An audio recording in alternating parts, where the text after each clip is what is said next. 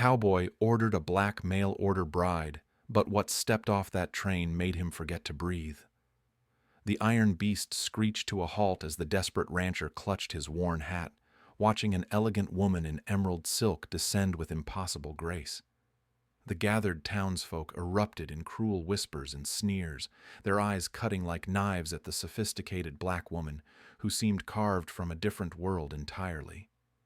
They assumed the humiliated cowboy would send her packing on the next train east, his last hope for saving his failing ranch, nothing but a costly mistake. But this refined lady carried secrets that could either resurrect his crumbling dreams or destroy them both. Behind her composed facade lay a dangerous mission that had followed her across half the country, and the powerful man who controlled their small town had blood on his hands that she intended to expose. Would this unlikely partnership survive the forces hunting them, or would their hidden purposes tear apart any chance of salvation? Before we continue, comment where you are tuning in from. Perhaps we will publish a story there. The cattle lay scattered across the dried earth like fallen monuments to better times. Ezra Stone wiped the sweat from his brow and counted 17 dead this week alone. The creek that once ran clear through his property now trickled brown poison, killing everything it touched. He kicked at the cracked soil where grass once grew thick. 5 years of this slow death. 5 years since his father died and the water started going bad. Cyrus Mallory owned the upstream rights and every business in Dusty Holler. The man had made his position clear with a simple word: no. The sound of hooves announced Sheriff Dan Tucker's arrival. The lawman's star caught the morning light as he dismounted with deliberate slowness. Tucker pulled a folded paper from his vest pocket. 30 days, Stone. Pay what you owe or the bank takes everything. Ezra stared at the eviction notice. The numbers swam before his tired eyes. $3,000 might as well have been $3 million. Mallory's been fair with you. More than fair. Tucker spat in the dust and rode away without another word. That evening, Ezra sat at his father's old desk surrounded by legal papers he barely understood. His fingers traced the faded ink of property deeds and water rights contracts. The words twisted together like snakes. Then he found it buried in a stack of territorial laws. The Homestead Family Act. Married settlers qualified for expanded water rights from the Federal Reserve. Single men did not. He grabbed his pen and began to write. The advertisement would run in newspapers from Denver to New Orleans. Mail order bride wanted. Hard-working woman for partnership marriage. Good home provided. The response came from Louisiana 3 weeks later. Cordelia Beaumont. Educated woman seeking new opportunities in the territories. Available immediately. Ezra read the letter twice. Her handwriting flowed like silk across expensive paper. This was no desperate frontier woman seeking escape. This was someone with choices. The morning of her arrival, half the town gathered at the train station. Word traveled fast in Dusty Holler, especially word about Ezra Stone's mail-order bride. Widow Sarah Mulligan stood near the platform, her face carefully neutral. Others whispered behind gloved hands. From across the street, Cyrus Mallory watched from his office window. The man's pale eyes missed nothing in his town. The train's whistle split the morning air. Black smoke billowed as the engine ground to a stop. Ezra's hands shook as he straightened his best shirt. Everything depended on the next few minutes. She stepped down from the passenger car like royalty descending from a throne. Her emerald traveling dress caught the sunlight, and her dark skin glowed with health and confidence. A small hat sat perfectly positioned atop her carefully arranged hair. The crowd fell silent. Cordelia Beaumont surveyed the gathered faces with calm intelligence. Her eyes found Ezra's, and she walked toward him with measured steps. The whisper started then, low and ugly. That can't be his bride. Look at her, all fancy and uppity. What's he thinking? Ezra felt his face burn with shame. He wanted to disappear into the wooden platform. This refined woman would take one look at him and climb back on that train. Instead, she extended her gloved hand. Mr. Stone, I presume. Her voice carried education and authority. every syllable pronounced with precision. "Yes, ma'am. I'm sorry about the reception. The folks here aren't used to—" To what exactly? Her eyes challenged him to finish that thought. He couldn't. The crowd pressed closer, their curiosity overcome by shock. Someone laughed, sharp and mean. Cordelia turned toward the sound with the patience of a schoolteacher facing unruly children. "Perhaps we might speak privately, Mr. B. Stone." They walked to his wagon while dozens of eyes followed their every step. Ezra helped her up to the seat, his rough hands careful with her fine clothes. The leather creaked as he settled beside her. "I need to explain something before we go any further." She opened a small leather portfolio and withdrew official-looking papers. "I am a certified teacher and accountant, Mr. Stone. I responded to your advertisement because I need a husband to establish legal standing in this territory. I intend to open the first integrated school here." Ezra stared at the teaching certificates and accounting credentials. The papers looked more official than anything he'd ever owned. "You want to open a school?" "I want to build something lasting. You need a wife for water rights. I need a husband for legal protection. This arrangement benefits us both." Her directness caught him off guard. No tears or romance or desperate pleas, just business. "The townspeople won't like it. A school for everyone, I mean. The townspeople need education more than they know." She studied his face with those intelligent eyes. "This would be a partnership marriage, Mr. Stone. Mutual respect and separate households until we decide otherwise. I help you with your legal troubles. You help me establish my school." Before he could answer, a man on horseback approached their wagon. Cyrus Mallory sat tall in his saddle, his expensive clothes marking him as the most powerful man in 3 counties. "Stone, introduce me to your guest." The word guest carried clear meaning. This woman didn't belong here and wouldn't be staying long. Cordelia studied Mallory with the same careful attention she'd given everyone else. Something flickered in her expression, gone too quick to interpret. "Mr. Mallory, this is Miss Beaumont, my intended bride." "How interesting." Mallory's smile never reached his eyes. "Welcome to Dusty Holler, Miss Beaumont. I hope you find our little town suitable to your needs." He rode away without another word, but the threat hung in the air like smoke. The courthouse ceremony lasted 10 minutes. Judge Harrison mumbled through the vows while his clerk witnessed their signatures. Cordelia wore a simple blue dress, and Ezra had borrowed a clean shirt from Widow Mulligan. No flowers, no celebration, no guests. They were married. Back at the ranch, Cordelia examined the spare bedroom with a critical eye. The space was clean, but bare. She unpacked her trunk with methodical precision, arranging books and papers on the small desk. "I'll start teaching tomorrow. The children need structure." Ezra watched her transform the empty room into something purposeful. Her movements held the confidence of someone who had built things before. "Where did you learn to teach?" "My father insisted on education. He said knowledge was the only thing they couldn't steal from you." She didn't explain who they were, and Ezra didn't ask. The next morning, children gathered in the converted barn behind the general store. Widow Mulligan had quietly spread word about the new teacher. Parents came too, curious and suspicious in equal measure. Cordelia stood before her mixed group of students with a piece of chalk and a borrowed slate board. White children sat on one side, Mexican children on the other. 3 freed slaves' children huddled in the back corner. She began with mathematics. "Numbers don't care about the color of your skin. 2 + 2 = 4, whether you're rich or poor, young or old." Her voice carried across the barn like music. Within an hour, she had every child solving problems and asking questions. From the doorway, several adults watched in amazement. Their children were learning faster than they ever had in the old schoolhouse. That evening, Cordelia spread legal documents across Ezra's kitchen table. Her trained eye caught details that had escaped him for years. "This contract is fraudulent. The interest rates exceed territorial limits." She pointed to a clause buried in small print. "And this water rights transfer was never properly witnessed." "It's worthless." Ezra stared at papers he'd signed without understanding. His father's voice echoed in his memory. warning him to read everything twice. Mallory's been stealing land through legal tricks. How many other families has he cheated?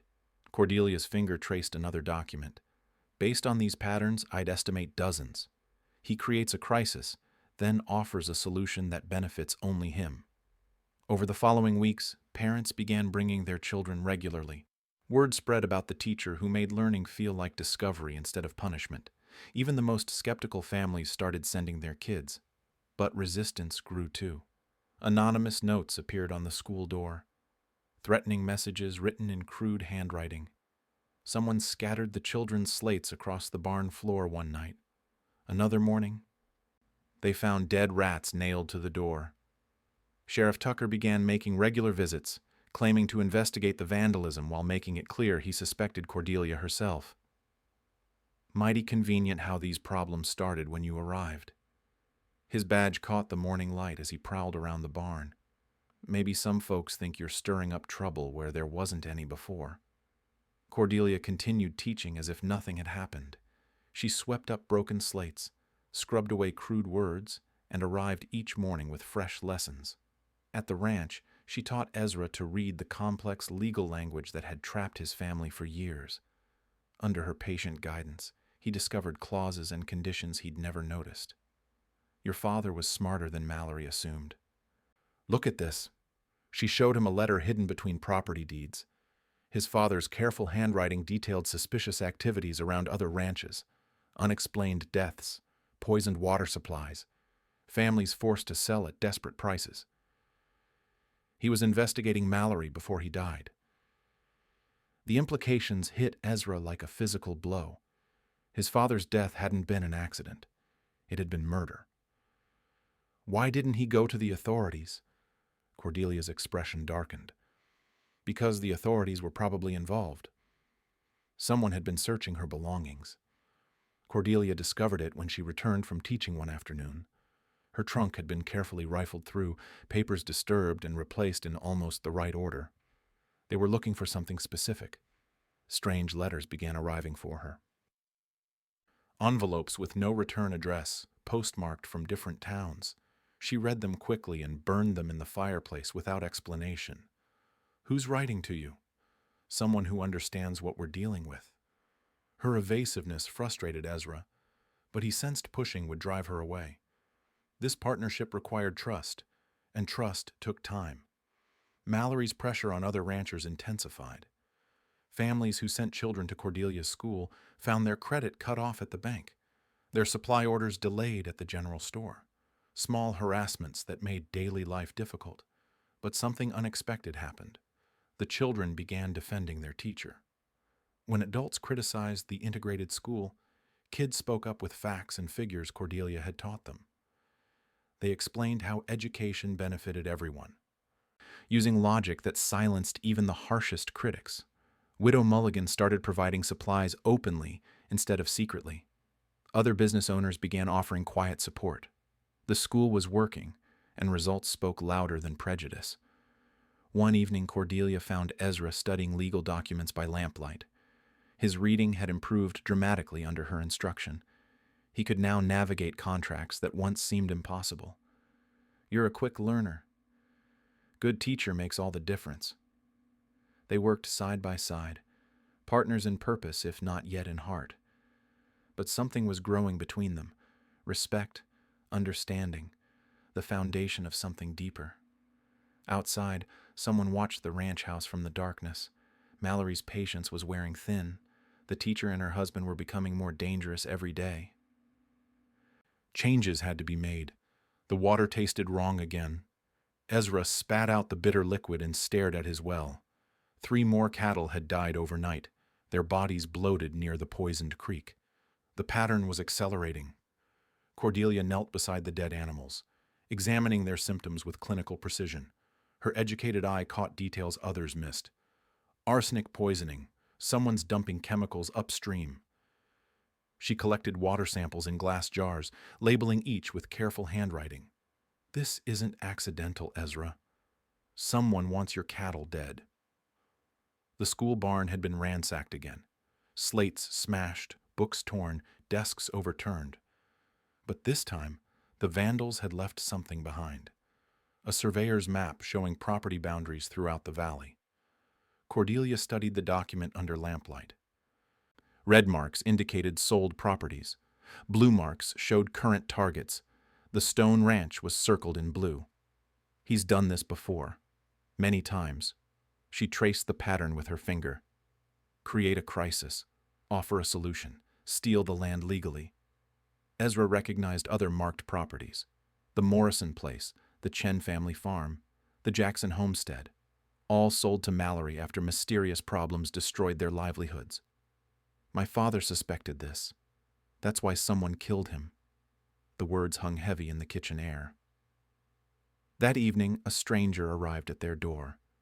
Marshal James Clayton wore his badge openly but spoke in whispers. His weathered face carried the authority of federal law. Miss Beaumont, we need to talk. Cordelia invited him inside while Ezra watched from the shadows.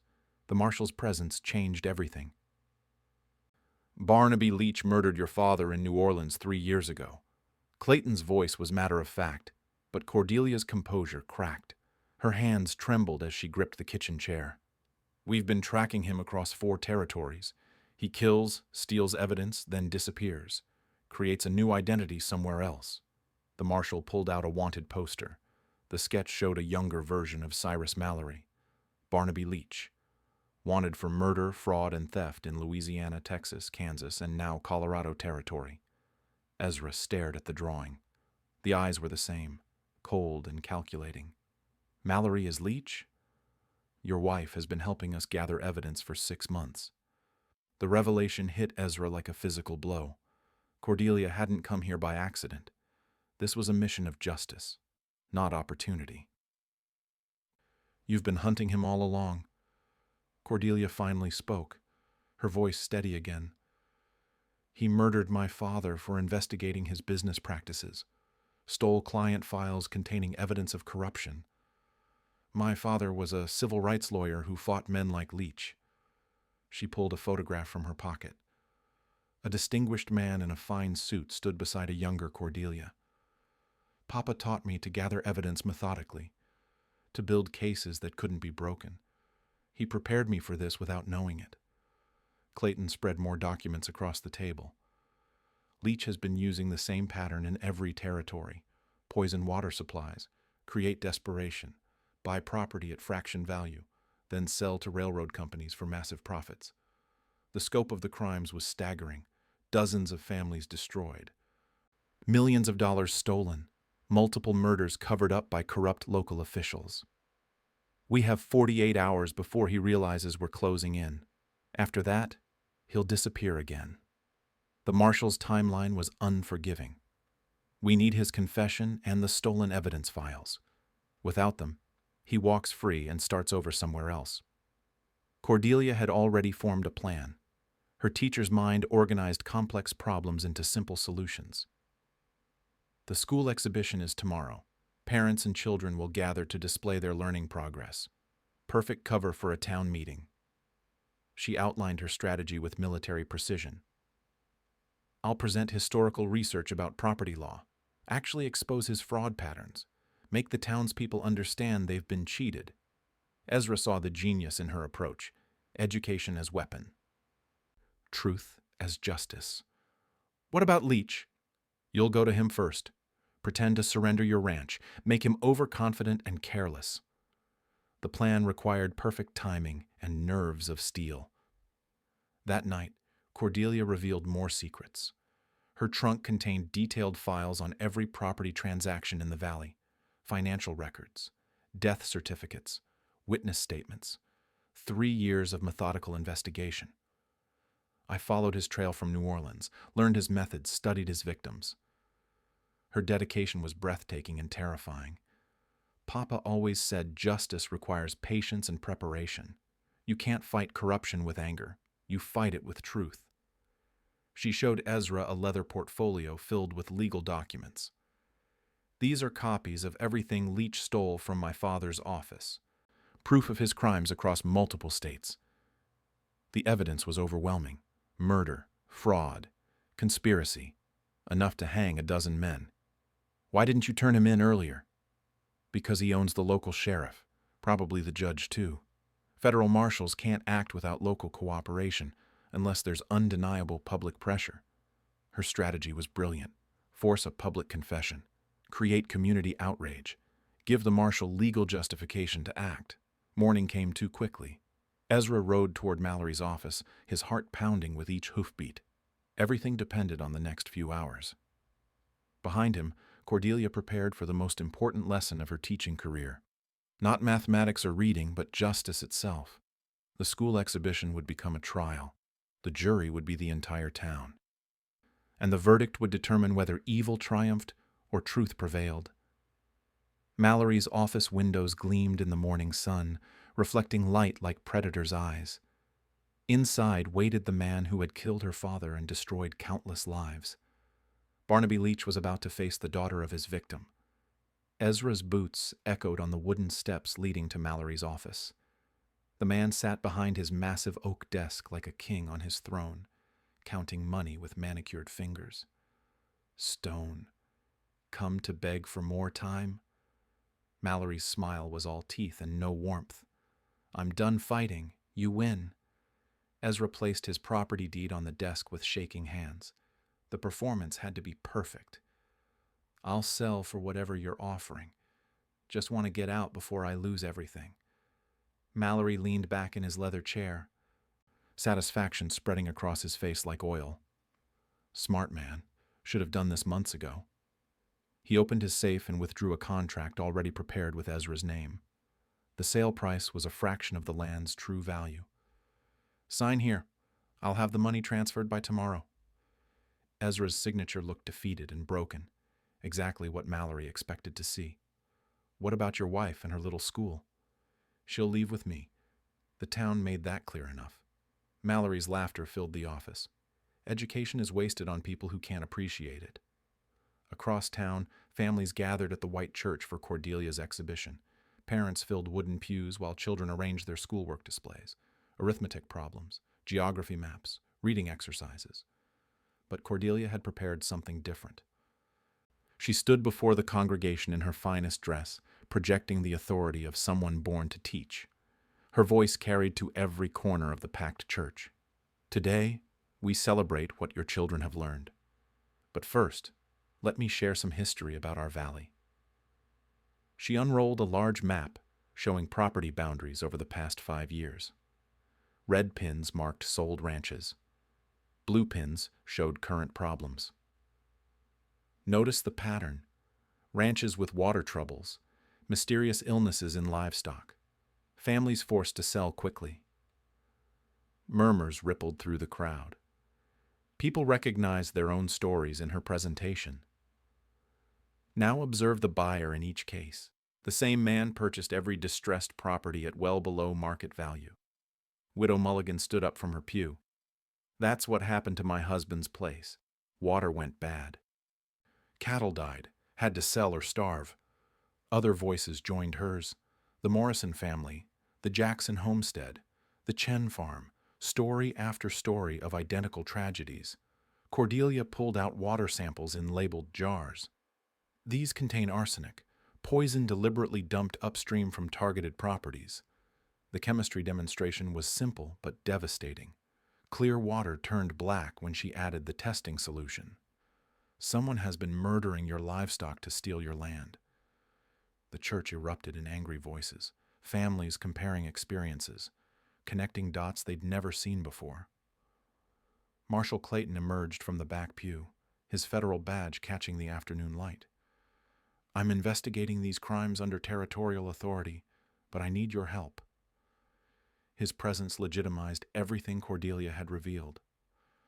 This wasn't gossip or speculation. This was federal law enforcement. The man responsible isn't who you think he is. Cordelia opened her leather portfolio and withdrew official documents. Cyrus Mallory is actually Barnaby Leach, wanted for murder and fraud in 4 territories. She displayed wanted posters and newspaper clippings. The evidence was overwhelming. He killed my father in New Orleans for investigating his business practices, stole legal files, fled west to start over. The church fell silent. Everyone knew Mallory owned half the town, controlled the water rights, bought the sheriff's loyalty. He's been using the same pattern everywhere. Create crisis, offer solution, steal property legally. Heavy footsteps echoed outside. Through the church windows, people saw Sheriff Tucker approaching with several armed men. "Disperse this illegal gathering immediately." Tucker's voice boomed from the doorway. His hand rested on his gun butt. No permits were issued for this meeting. But the townspeople didn't move. Parents stood protectively near their children. Men who'd lost everything to Mallory's schemes formed a wall between Tucker and the evidence. "Stand aside. I'm arresting the teacher for disturbing the peace." Widow Mulligan stepped forward, her gray hair blazing with righteous anger. "You mean arresting her for telling the truth?" Other voices joined hers, a chorus of people who'd finally understood how they'd been cheated. "My husband died mysteriously right before we lost our ranch. Our water was poisoned the week before Mallory made his offer. The bank foreclosed exactly when he wanted our land." Tucker's confidence wavered. He'd expected to intimidate a few families, not face down half the town. Through the church door came Mallory himself, his face twisted with rage. Behind him lurked more armed men, hired guns, who followed money instead of law. "Enough of this circus." His voice cut through the crowd like a blade. "You people don't understand what you're interfering with." But Cordelia stood her ground, protected by parents whose children she'd taught and families whose eyes she'd opened. "Tell them who you really are, Barnaby Leach." The name hit him like a physical blow. For a moment, his carefully constructed mask slipped completely. "You murdered my father because he discovered your crimes, stole his files, ran like a coward." Mallory's hand moved toward his gun, but Marshal Clayton was faster. The federal lawman's weapon appeared with practiced speed. "Nobody moves." The church became a powder keg with dozens of witnesses. One wrong move would explode everything. "Tell them about New Orleans, Leach. Tell them about the families you destroyed before you came here." Mallory's composure cracked completely. Years of hidden rage poured out like poison. "Your father was a meddling fool who didn't understand business, just like these ignorant farmers." The confession echoed off the church walls. The words hung in the church air like smoke from a fired gun. Mallory's confession echoed off the wooden walls while 50 witnesses stared in stunned silence. Marshal Clayton stepped forward with iron authority. "Barnaby Leach, you're under arrest for murder, fraud, and conspiracy across 4 territories." His federal badge gleamed as he pulled out shackles. "Sheriff Tucker, you're also under arrest for obstruction of justice and accepting bribes." Tucker's face went white. His hired guns looked around nervously, outnumbered by angry townspeople who finally understood how they'd been cheated. "Drop your weapons, all of you." The marshal's voice brooked no argument. One by one, guns clattered to the church floor. Mallory's rage exploded like a dam bursting. "You people have no idea what you've done. This town will die without me." But Widow Mulligan stepped forward, her weathered hands holding a church hymnal like a shield. "This town was dying because of you." Other voices joined hers. Farmers whose land had been stolen. Families whose children had learned to read in Cordelia's school. People who'd finally found their courage. "My husband didn't die of natural causes. You poisoned him. Our water rights were stolen through forged documents. The bank foreclosed because you controlled the loans." Each accusation hit Mallory like a physical blow. His carefully constructed empire crumbled as the truth spread through the congregation. Marshal Clayton retrieved a thick folder from his saddlebags. Inside were warrants from Louisiana, Texas, Kansas, and Colorado territory.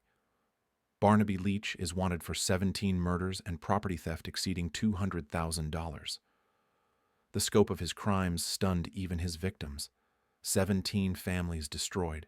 Decades of systematic theft.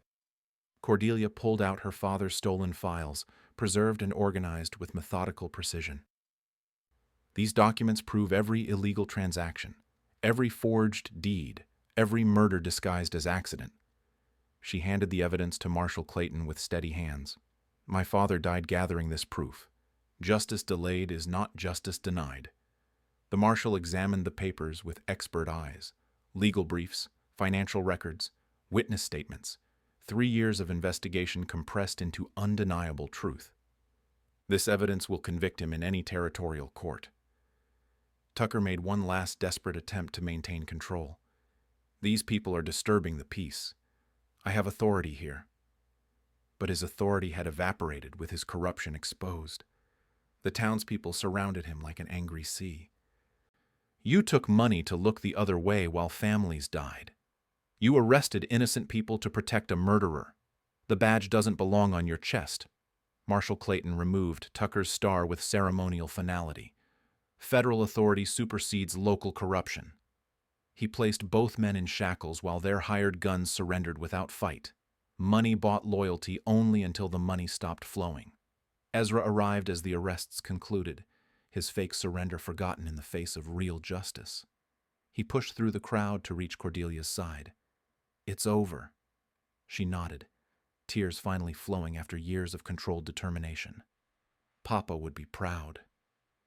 The church emptied slowly as families processed what they'd witnessed. Children clung to parents who'd nearly lost everything. Neighbors compared stories and shared grief for losses they'd suffered alone, but something else emerged from the revelation: hope. Widow Mulligan organized the women to reclaim properties sold under fraud. The men formed committees to restore water rights and rebuild poisoned wells. The community began healing itself through collective action. Within hours, Mallory's business empire collapsed. The bank revealed loan documents forged with illegal interest rates.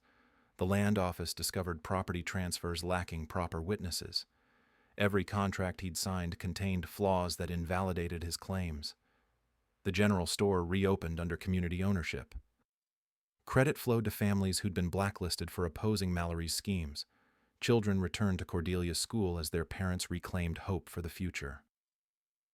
Marshal Clayton supervised the loading of evidence into a federal transport wagon: crates of documents, witness statements, financial records spanning 4 territories and 17 murders. The trial will take place in Denver. Federal jurisdiction ensures no local corruption. He shook Cordelia's hand with genuine respect. Your father's work will see justice at last. The marshal's wagon disappeared down the dusty road, taking Mallory and Tucker toward the justice they'd evaded for years. That evening, the school barn filled with celebration. Parents brought food to share. Children performed songs and recitations for families who finally had reason to smile. Cordelia stood before her students, watching them demonstrate everything they'd learned. Mathematics and reading had given them tools to understand their world. But more importantly, they'd learned that truth could overcome power when people stood together. Ezra found her later, sitting alone on the porch steps. The stars blazed overhead like promises of better times coming. What happens now? She pulled a letter from her pocket, official paper with federal seals. The Marshal Service wants me to help track other criminals. My investigation skills could save lives in other territories. The opportunity was everything her father had prepared her for, justice on a scale that could change the West itself. Will you go? Cordelia looked at the man who'd become her true partner. Their marriage had started as necessity, but grown into something deeper.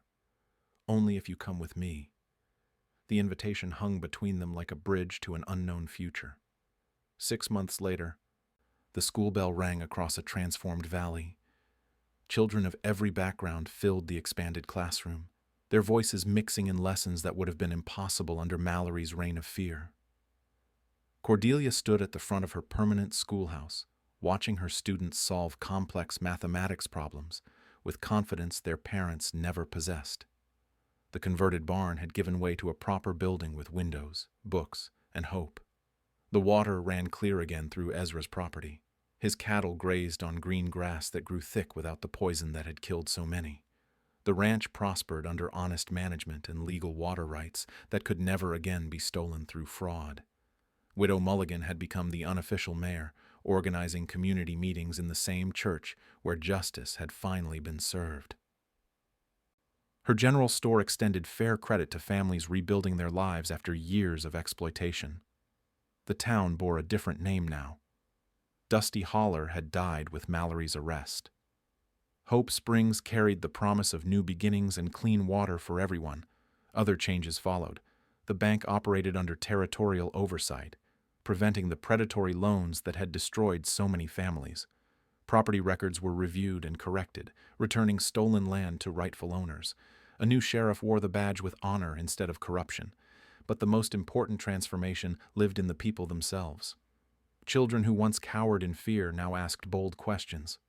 Parents who had accepted injustice as inevitable now demanded accountability from every official. The community had learned its own power. Ezra could read legal documents fluently now, his education advancing under Cordelia's patient instruction. He helped other ranchers understand contracts and property laws, sharing knowledge that protected them from future predators. Their marriage had evolved beyond the business arrangement that brought them together. Respect had grown into affection. Partnership had deepened into love. Separate bedrooms had become a shared home built on mutual devotion. The federal trial in Denver had concluded with Barnaby Leach sentenced to hang for his crimes. 17 murders across 4 territories. Hundreds of families cheated through systematic fraud. Justice delayed, but not denied. Sheriff Tucker received 20 years in territorial prison. His hired guns scattered to other lawless towns where their services might still find buyers. The corruption that had strangled Hope Springs died with its architects. That evening, Cordelia sat at her desk grading arithmetic papers while Ezra reviewed cattle breeding records. Their domestic routine felt comfortable as worn leather, but something stirred beneath the peaceful surface. A knock at the door interrupted their quiet work. Marshal Clayton stood on their porch, his weathered face serious in the lamplight. "Miss Cordelia, Mr. Stone, we need to talk." He entered with the weight of federal authority, spreading official documents across their kitchen table. "The Marshal Service has a proposition." Cordelia recognized the letterhead immediately, the same seal that had authorized Leach's arrest and trial. "We're expanding operations to track criminals across territorial boundaries. Your investigation skills proved invaluable in the Leach case." Clayton's offer was everything her father had prepared her for without knowing it. There are other Barnaby Leaches out there, other towns suffering under corrupt leadership, other families losing everything to systematic theft. The scope of potential justice was staggering. Criminals who thought distance and new identities could protect them from consequences. Communities trapped in cycles of exploitation and fear. We need someone who understands how they operate, someone who can gather evidence methodically and build cases that can't be broken. Cordelia's pulse quickened. This was the work her father had died trying to accomplish. Justice on a scale that could transform the entire western frontier. What about the school? The community can hire other teachers. But there's only one person with your specific combination of skills and experience. Clayton turned to Ezra with respectful acknowledgement. "The offer extends to both of you. We need someone who understands ranch operations and property law. Someone the locals will trust." The invitation transformed their future from comfortable routine to meaningful adventure. Partners in justice as well as marriage. Where would we start? Montana Territory, a mining town called Silver Creek. Families disappearing. Claims getting transferred to a single buyer. The pattern looks familiar. Cordelia exchanged glances with Ezra. They both recognized the signs. Another predator.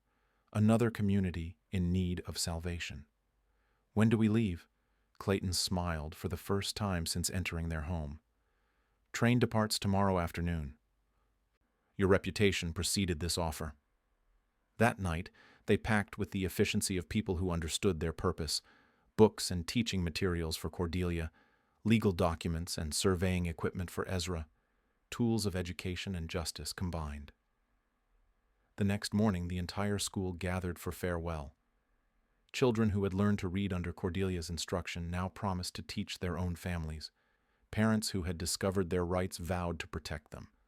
Widow Mulligan presented them with a leather portfolio containing the complete history of their victory over corruption. Show other towns what's possible when people stand together. The train whistle echoed across the valley as they loaded their belongings. Steam rose like incense from the iron beast, that would carry them toward their next mission. Ezra helped Cordelia into the passenger car, then settled beside her as the locomotive began its journey toward Montana and whatever justice awaited there. Through the window, they watched Hope Springs disappear behind them. But the work they had started would continue. Other teachers would fill the classroom. Other leaders would protect the community. The seeds of justice had taken root. Ahead lay Silver Creek and families who didn't yet know salvation was coming. Cordelia opened her investigation notebook and began planning their approach. Ezra studied territorial maps and mining laws, partners in purpose, married in mission, ready to right justice across the western frontier one town at a time, at a